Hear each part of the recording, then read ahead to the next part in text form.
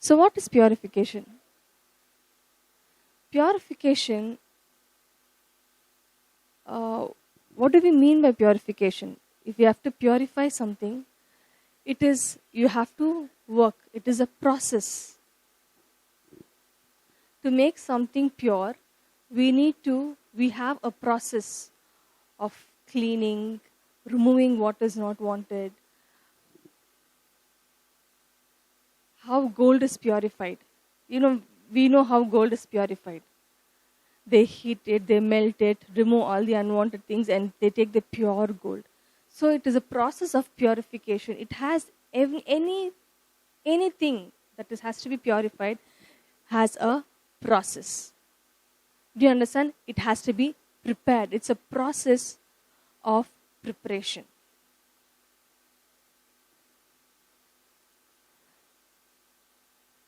I would like to repeat it. What is purification? Purification is nothing but a process of preparation.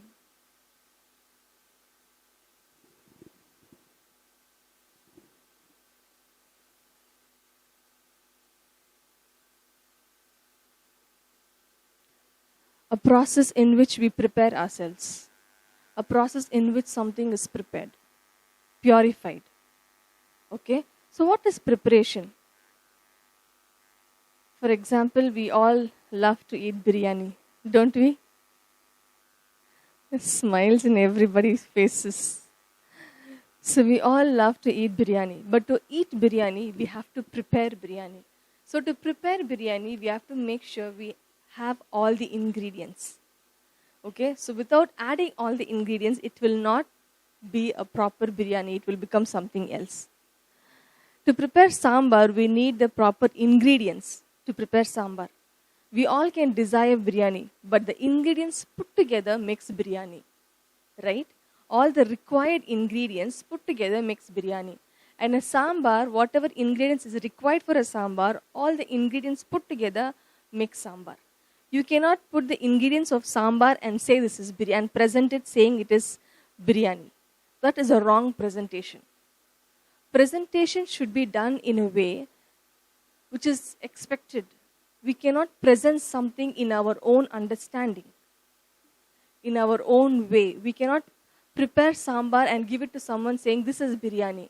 The one who knows what is biryani will say, no, this is not biryani, this is sambar, you are wrong. Right? So we need to know what is required to prepare a particular thing. So today morning we will be seeing what is required. What is God's standard of purification? What is the requirement of purification? How does God expect? What does God really want? So that is why we will be seeing what God exactly wants. What is purification? What does His words say about purification? It is not according to our own understanding. We prepare ourselves. We prepare ourselves. Preparation should be done according to the word of God, according to God's standards. We don't prepare ourselves according to our own understanding. As I said, we don't prepare sambar and tell this is biryani. And we cannot prepare biryani and say and present it to someone saying this is sambar. Okay? We have to prepare biryani in the way it has to be prepared to present it as a perfect biryani. And we have to prepare sambar in the way it is prescribed and present it as sambar. So we have to prepare ourselves in a perfect way that God wants according to His word, His standards, and say this is pure. So this morning we will be seeing what is God's standard. What does the Bible really say about purity, about purification? Okay?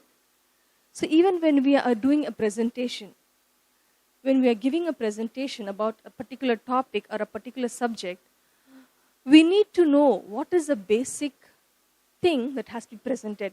We cannot present what we know, or we cannot present what the audience know. We need to know what is the meeting all about. So you need to prepare a presentation according to the requirement of the meeting. And once you find what is the requirement, what is the whole purpose of the meeting, first you find out what is the purpose of the meeting. Then you next find out what is the requirement, what you need to do to accomplish that purpose. So it is interlinked. First, you find out what is the purpose of the meeting. Then you find out what is the requirement to accomplish the purpose of the meeting. Then you next go. You have to understand what has to be communicated, in what language it has to be communicated. Then you have to know what is the understanding level, what are the audience you're going to face, who are they? Are you elder to you? Are they your seniors? Are they your juniors? Are you going to train them? Are you going to give a presentation? So there are so many particular areas that you have to see when you're presenting something. So likewise, when we are presenting ourselves to God, the one who created a heaven and earth, there are few ingredients. There is a purpose and a preparation that has to be done. We have to see what is required for us to prepare ourselves, to present ourselves in a proper way to God. So this morning, we will be seeing about how we need to prepare ourselves. What is the requirement of the Bible? Let's go to the book of Matthew chapter 5 verse 8.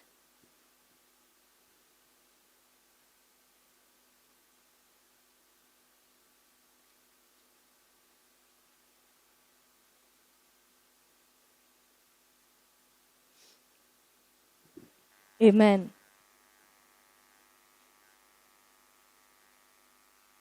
Blessed are the pure in heart, for they shall see God.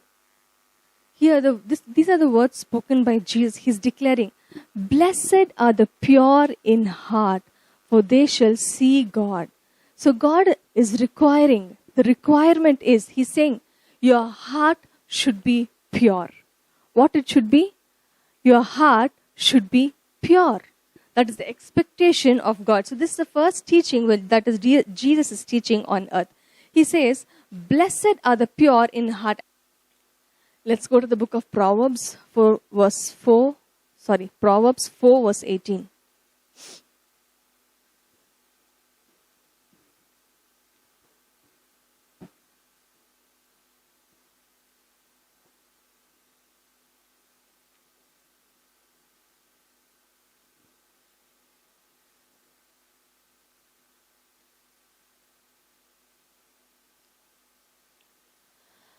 But the path of the righteous is like the light of dawn, which shines brighter and brighter unto full day. Amen. I repeat, Proverbs 4 verse 18. But the path of the righteous is like the light of dawn, which shines brighter and brighter until full day. Amen. God is requiring us to shine brighter and brighter until we attain the fullness of Christ. He is expecting us to be full of brightness, that is, full of holiness, full of pureness. So what does the Bible say? How can we actually be pure? How can we keep ourselves pure? Let's go to the book of John, chapter 15.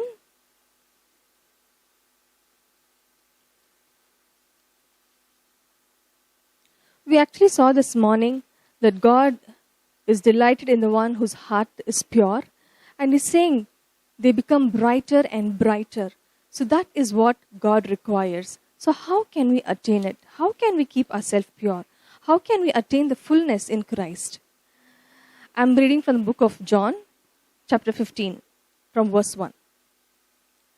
I am the true vine, and my Father is the vine dresser. Every branch of mine that does not bear fruit He takes away, and every branch that does bear fruit, He prunes, that it may bear more fruit. Already you are clean because of the word that I have spoken. Abide in me, and I in you, as a branch cannot bear fruit by itself, unless it abides in the vine. Neither can you unless you abide in me. Amen. I am the vine. I'm reading verse 5. I am the vine, you are the branches. Whoever abides in me and I in him, he it is that bears much fruit. For apart from me, you cannot do nothing. Amen. And I have read from John chapter 15 from verse 1 to 5.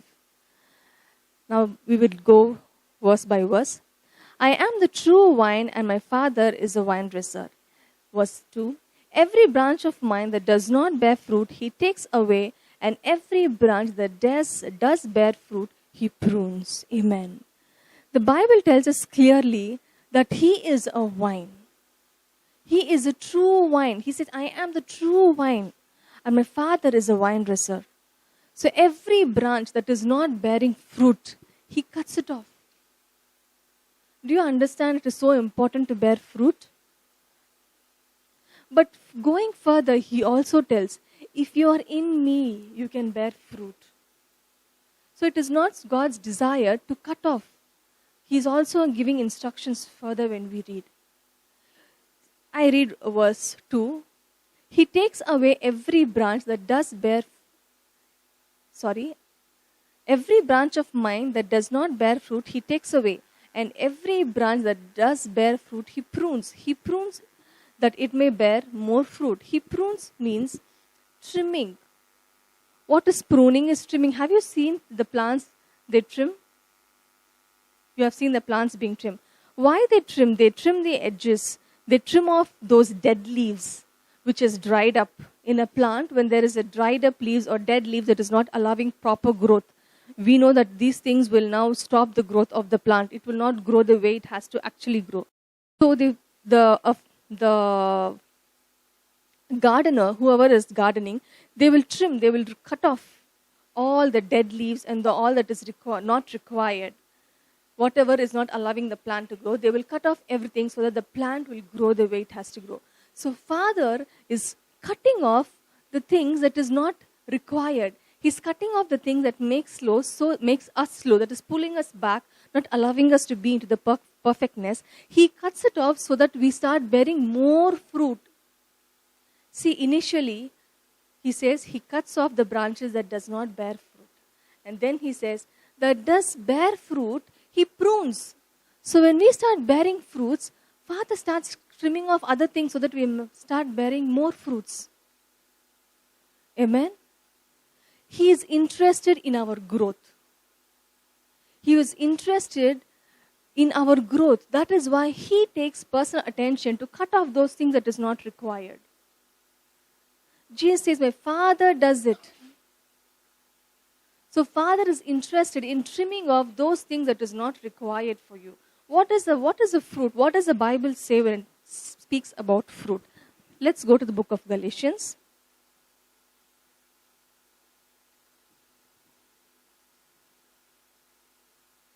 Chapter 5. I'm reading from verse 22. We will again come back to the book of John. But the fruit of the Spirit is love, joy, peace, patience, kindness, goodness, faithfulness, gentleness, self-control. Against such there is no law. Amen. So when the Bible is speaking about the fruit, we have to see what fruit is God actually wants. That is why I said we have to purify ourselves in the way God wants, in the way the scripture directs us. So what does the scripture say about the fruit? The scripture says in verse 22 from the book of Galatians chapter 5, but the fruit of the Spirit is love, joy, peace, patience, kindness, goodness, faithfulness, gentleness, self-control. Against such things there is no law. Amen. Once we accept Jesus Christ as the Lord and Savior, the fruit of the Spirit will start manifesting in us. Since we are in this world, there would be many things, that is ungodly things, holding on to us. If we read the ungodly things, we can read from verse 19 in the book of Galatians chapter 5. Now the works of the flesh are evident: sexual immorality, impurity, sensuality, idolatry, sorcery, enmity, strife, jealousy, fits of anger, rivalries, dissension, division, envy, drunkenness, orgies, and things like these. I warn you, as I warned you before, that those who do such things will not inherit the kingdom of God. Since we are in the world, these kind of characters would have been clinging to us. It would have been holding on to us. So when the fruit of the Spirit starts manifesting in us, now God will start trimming, pruning those things that is not required for us. Who does it? The Father himself does it. So where should we hold on to? We have to hold on to the word of God. He says, abide in the word. We have to be in the word. Only the word can change us. Why? Because there is life in the word. There is life and spirit in the word. Let's take from the verse 3, the book of John chapter 15. Already you are clean because of the word I have spoken to you. Amen. He says, already you are clean because of what? Because of the words that I have spoken. Who has spoken? Jesus has spoken. So do we realize the importance of keeping the word? It is important for us to keep the word. Verse 4. Abide in me and I in you, as a branch cannot bear fruit by itself unless it abides in the vine. Neither can you unless you abide in me. Amen. Jesus himself says, abide in me, as a branch cannot bear fruit by itself. He understands the weakness of the flesh. He understands the weakness of humans. So he's saying, abide in me, abide in the word. Abide in what I have spoken. He says, already you are clean by the word. And then he says, abide in the word. Abide in me. Hold on to me. Holding on to him, Jesus, is nothing but holding on to his word. So when we are holding on to the word, we are holding on to Jesus. We are abiding in Jesus. We're living in Jesus. We're living in the word. So he says, you cannot do anything. You cannot bear fruit without abiding in the word. So we cannot say, I can be good by myself. By nature, I am good. Some people always think, I have a good character, I'm a good person. I'm speaking about unbelievers. By nature, they think they are like that. So once we accept Lord Jesus Christ as a Lord and Savior, God now directs us to his words. What are the things actually true? So when we hold on to the word, he will now guide us that we can, how to bear fruit. That is, the fruit of the Spirit will start manifesting in us. Amen. So it is important for us to hold on to Jesus, that is the word of God. I read verse 5. I am the vine and you are the branches. Whoever abides in me and I in him, he is that bears much fruit. And apart from me, you can do nothing. If anyone does not abide in me, he is thrown away like a branch and withered, and the branches are gathered, thrown into the fire and burnt. Amen. So the Bible is very clear here that Jesus is telling us, you have to abide in me. That is abiding in the word. So when you abide in the word, you start bearing fruits. So we cannot do it by ourselves. Jesus has said, you're already clean by my word.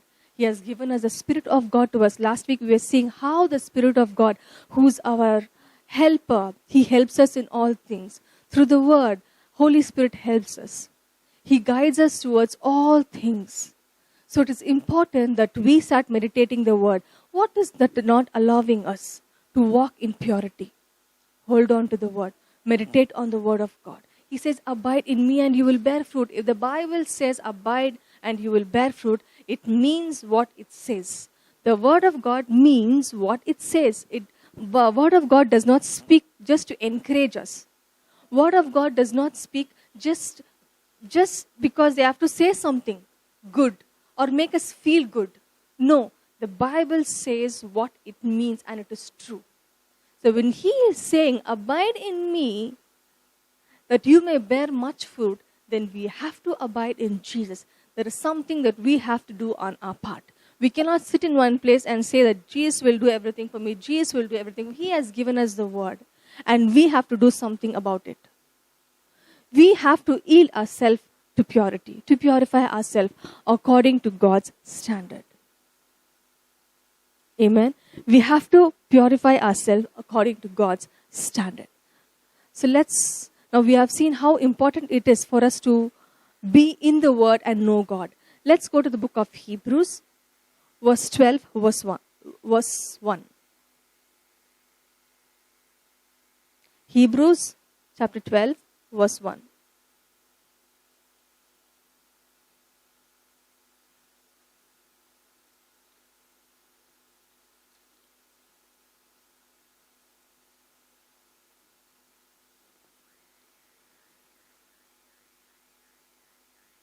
Therefore, since we are surrounded by so great a cloud of witness, let us also lay aside every weight and sin which clings so closely, and let us run with endurance the race that He is set before us. Amen. The Bible is saying here, let us also lay aside every weight. What is that so heavy that is holding us, not allowing us to go to God, that is not allowing us to move towards God, that is not allowing us to become close to God? What is that weight? What is those things that is holding on? For some of them, it will be mobile. They are 24/7 on their mobiles, either Google or Facebook. They give themselves to the world. We can have the gospel, we can have the Bible in the mobile, but yet you can keep the mobile, you can use the mobile, but yet you may not be able to open the Bible that is there in your mobile. But you can open all the networks, your Google, your Facebook, all the networks you'll be able to open and watch it for hours together, chatting, getting involved in every kind of media activities, social activities, social medias. But we will be unable to open the Bible that is there in the mobile. Why? Because we are yielding to it. What are we watching? What are we yielding to? When we are always involving ourselves in social medias and our mind is filled with social medias, always when you watch something or the other that is not required pops up. It strikes you. You allow it. You are just concentrating on it. When we concentrate on social medias, always watching Facebook, Google, that chatting and all those things gets into our mind. When it starts storing in our mind, that is what we will behave like.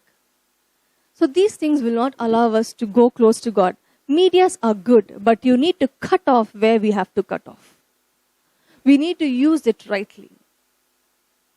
We need to cut those things that is heavy, which is not allowing us to move close to God. It is so important for us to keep ourselves holy and pure in these days. We are nearing rapture. So it is so important to keep us, to build us, to change, no matter what kind of life we would have been all these days. What kind of life we would have been living all these days. It is time to cut off those things that is not required. He's saying, the Bible says here, in the book of Hebrews, chapter 12, verse 1, let us also lay aside every weight. He's saying, lay aside, put it aside. Enough is enough. Enough. We have been giving time to many things in our life. Put it aside. It's time. No matter how we were, it's time. We put it aside. And what it says, lay aside every weight and sin which clings so closely. It is saying, the Bible says, sin is clinging on, that is holding on to us so closely. He's saying, whatever is holding us so closely, what sin is that? God is able to forgive. So that is why he's saying, whatever it is, leave it and come, leave it, just leave it, cut it off. It is weight, it is holding. When you carry a weight, we cannot move forward.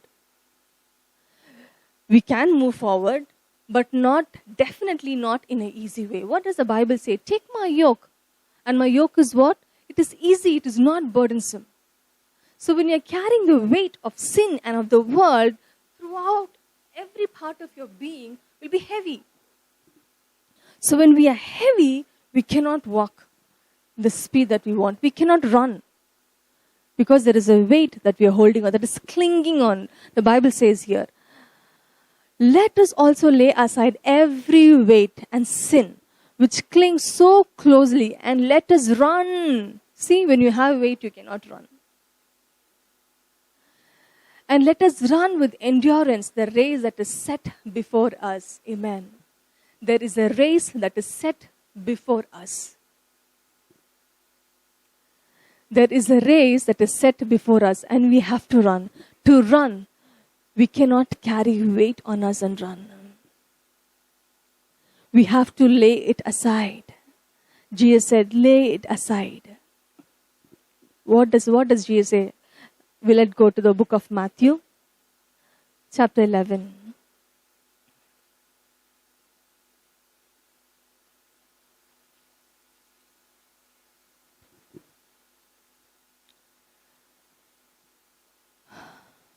I'm reading from Matthew chapter 11, verse 29.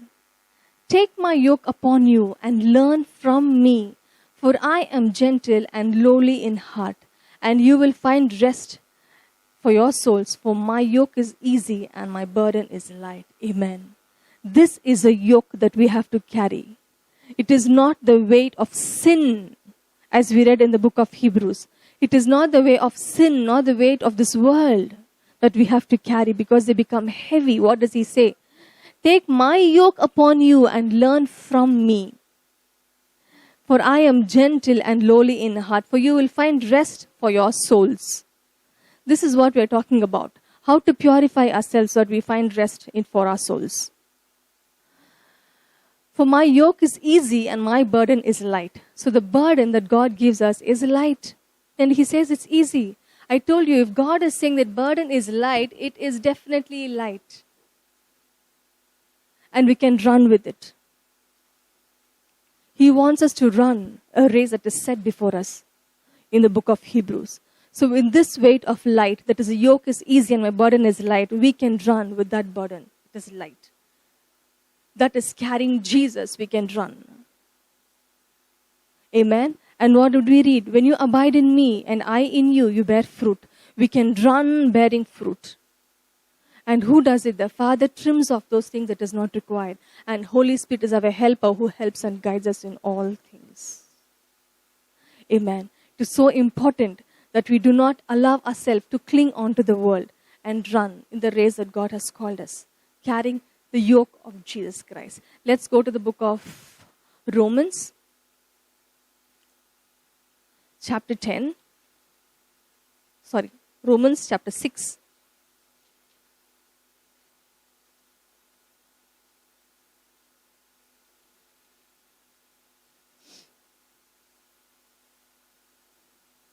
Verse 10.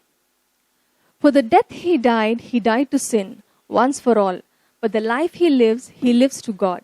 So you also must consider yourself dead to sin and alive to God in Christ Jesus. Amen.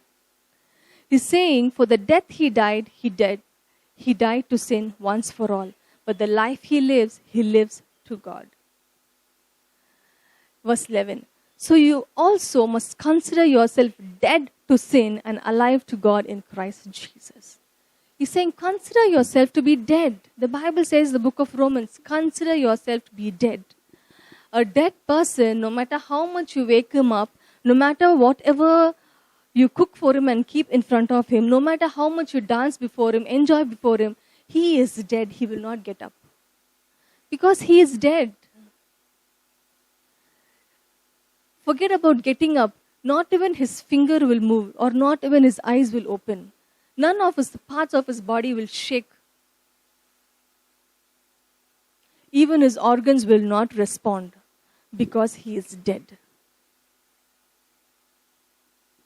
So Bible says here, consider you also must consider yourself dead to sin and alive to God in Christ Jesus. He's saying, consider yourself dead to sin and alive to God in Christ Jesus. So we must consider ourselves dead to sin. It is possible because when we carry the yoke of Jesus, we are dead to this world. And the yoke that we carry and the weight that we carry is light in Christ Jesus. So we have to consider ourselves dead to sin. The book of John says we cannot sin. The book of 1 John says that we cannot sin. The one who has accepted Lord Jesus Christ as a Lord and Savior, we cannot sin. Sin does not have any dominion over us. So we need not have to struggle to come out of this world. Only when we focus on the Word of God, everything becomes easy. I tell you the truth. When we focus on the Word of God, everything that is holding on to us that is not of God, will automatically start leaving us, because the Word itself carries life and spirit. When we are studying the Word of God, the life that is in the Word of God enters us. So when there is life that is entering us, darkness has to leave. That's why the Bible says you cannot sin. You are already dead. So never have an attitude that I am in the world and this is how I can live. I am with people around me who always drink, who always speak lies, who always enjoy life. Cannot I enjoy? You can enjoy life. In fact, we are the people who must enjoy the most. We as Christians must enjoy our life the most, but in a right way. Do not think that we sacrifice our life. Don't feel that we are sacrificing. Once we give ourselves to God, we are not losing anything. In fact, we are gaining life. So this world and the pleasures of the world are just temporary. One day it will lead to destruction. But things of God does not lead us to destruction. They lead us to life eternal. So never think you're sacrificing your enjoyment. Never think we are doing something. Never think everybody is enjoying, only I am not enjoying. I want to enjoy life. There is so much of enjoyment in Christ. The joy and peace that He gives, none can give. The Word says so. The Bible says, I give you my peace. And the fruit of the Spirit speaks about joy. It is given. They are the nature of God. When you accept Jesus Christ and Lord and Savior, the nature of God is in you. But we have to commit ourselves to the Word of God, and those nature will start growing in us. Will start manifesting, will start taking control over us. So give yourself to the Word of God. Meditate on the Word of God. Study the Word of God. Just don't read like a newspaper. These are not information, but they are life for us. Bible is not a magazine that we read and keep it aside. Bible is the Word of God. God Himself who created heaven and earth. He's communicating to us through the Word. What a God we serve. He wants to communicate to us. He finds a medium through which He can communicate to us. In where we can understand. Where He can express Himself to us. The Word of God is a medium where He expresses Himself to us. It's so important we communicate to Him. Amen. So give yourself to the Word of God. Sin cannot take control over you even if you're in this world. We are in the world and God understands the weakness of the flesh. That is why He says, abide in me. He's an understanding God. He knows all things. He knows whatever you're suffering in your body, in your mind, in your heart, whatever you are suffering with, whatever difficulties you are struggling with. Not able to come out from things of the past, not able to be without doing certain sins, not able to stay without committing certain sins. But God understands your weakness. And He says, come. My yoke is light. His yoke is not heavy. When He's calling us, He is calling us. When He's saying His burden is light, His burden is light. So leave everything. All you have to do is just set your mind. Lord, I'm willing to leave everything. I was in a mess. My life was like this, though I am a Christian. My life was like this. I want to give up. Just set your mind and see how God helps you to come out of it. Only your mind you need to set. What is setting mind? A change of mind. You change your mind. How you accepted Lord Jesus. How you accepted Christ as your Lord and Savior. You believed in your heart and you accepted Him. Likewise, believe you can change. Believe and accept that I want to change. Make a change in my life. Truly, church, we are nearing rapture. It is time that we purify ourselves. We cannot be our old self anymore. Let's go to the book of 1 John 3 verse 3. And everyone who thus hopes in him purifies himself, and he is pure. Amen. I'm reading from the book of 1 John chapter 3, verse 3. And everyone who thus hopes in him purifies himself as he is pure. See, the Bible tells us to purify us. Then what does it say in verse 6? No one who abides in him keeps on sinning. No one who keeps on sinning has seen him. He says, no one who abides in him keeps on sinning. You cannot keep on sinning when you are abiding in God, abiding in his word. The word of God, which has a power by itself, will pull you to him. Abiding, see here also is clear. No one who abides in him keeps on sinning.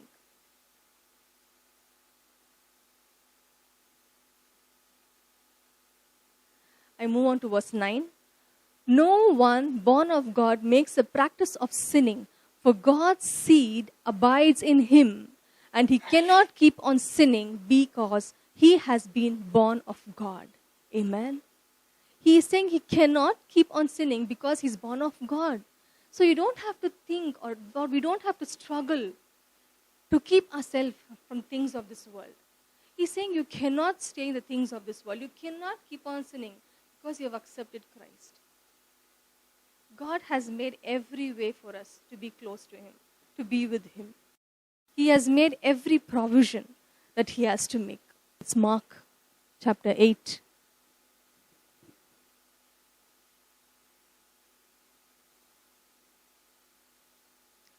Mark chapter 8, verse 38.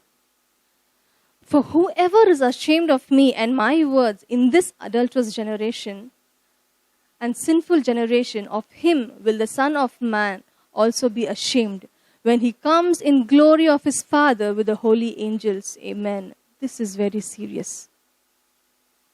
He says, for whoever is ashamed of me and my words, whoever is ashamed of what? Of me and my words, in this adulterous and sinful generation, of him will the Son of Man also be ashamed when he comes in the glory of his Father with the holy angels.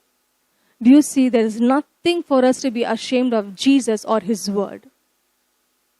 There are people who want to keep themselves very comfortable with the people of this world. So they will give up the word of God. They will give up Christ for some time. They want to be man pleasers. Let's leave all that. Those are things of the flesh. Giving up on God because of people. There are people, if there's some festival going on, they come and give something to eat, they will eat. They'll say, because I don't want to hurt my friends. They'll feel bad. They're my friends for so many years. They'll feel bad. I want them to be comfortable with me.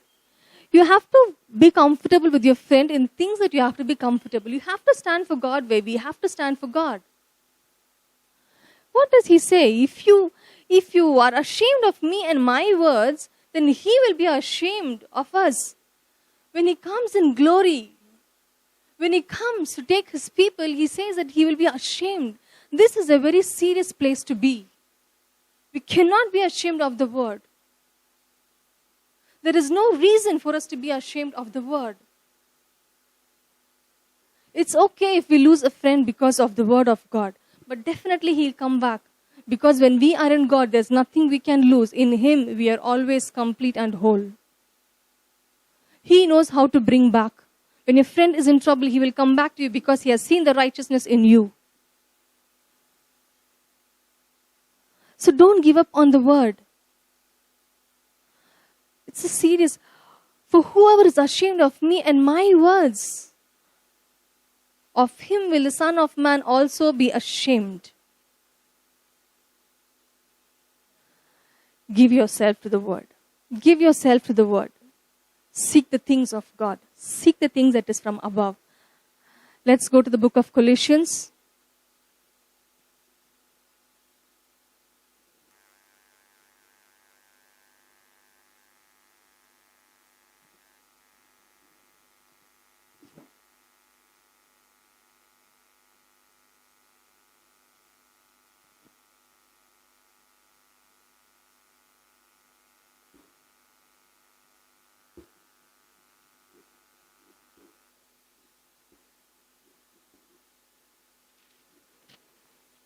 chapter 3, verse 1.